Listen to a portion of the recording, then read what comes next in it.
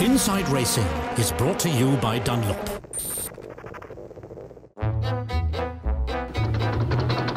The good old times? Who says? Early motoring was more a case of jolting about than driving. People lolloped along lanes on coach springs and usually solid rubber tyres.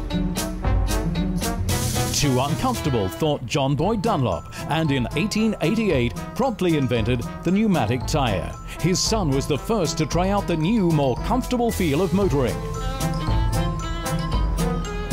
For more clarification, it's off from black and white film into the virtual world. The solid rubber ring gets replaced by a tube. So that it will last a while and not slip down, it gets covered in a cotton material. Already the wheel has a cushioning effect.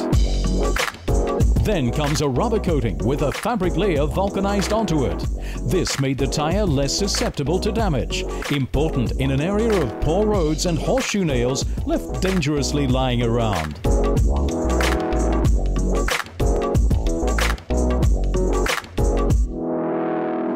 To the delight of motoring enthusiasts, it was now also possible to drive faster. Motor racing boomed, but the tube tyre was not really suited to high-speed racing. The tyre designers needed a rethink. New wheel rims and compounds let them dispense with the tube, the carcass being sealed from within. It was a license to go full throttle. For it was the stability and durability achieved this way that made the legendary endurance races and lap records of the 30s at all possible. Daredevils like Caracciola and Lang were already doing speeds of over 270 kilometers per hour with no helmet or overalls. The people had to live with these tyres. They tried to improve them and the drivers and engineers had some influence on this, but the result was always the same. Either they lasted or they didn't. The Second World War meant a break in racing, but not in research. New substances and materials led to new findings. Finally, in the 50s, motor racing was back again, including the start of Formula One. Faster, higher and more extreme. Keep up or give out. Tough times for wheels and tyres. It was nothing like these nuances of today. It was not when the tyre was wearing down that we needed to know, but when there was no rubber left on it, because you had to change it before then. That was in fact the criterion. What is here, still being made by hand, was a veritable revolution. The cross-ply tyre was born.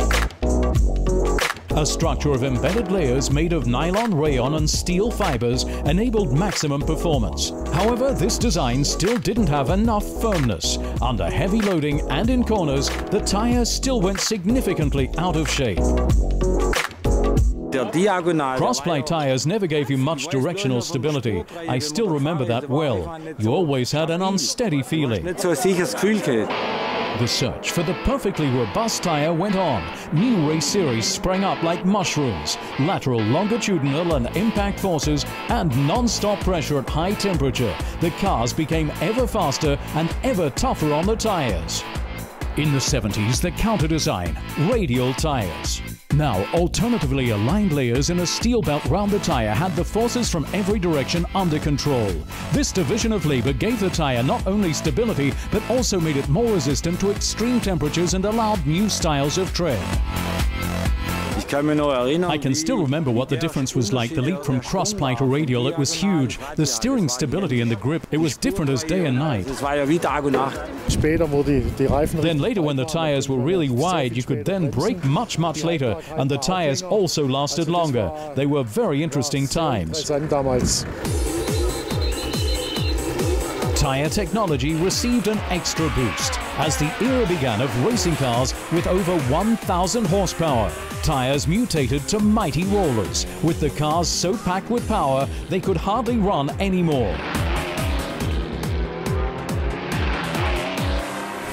At the end of the 80s came a paradigm change in racing car construction. Lightweight design and safety are thus the key features of modern high-speed tyres. Multiple layers of high-strength synthetic fibers such as Kevlar make the tyre more stable than ever. At the same time, new compounds and designs produce unprecedented handling characteristics. Motor racing means driving at the limit lap after lap, and development never stands still. Lighter, stronger, safer, and more eco-friendly.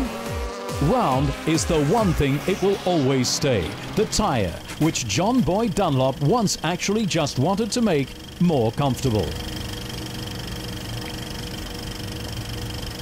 Inside Racing was brought to you by Dunlop.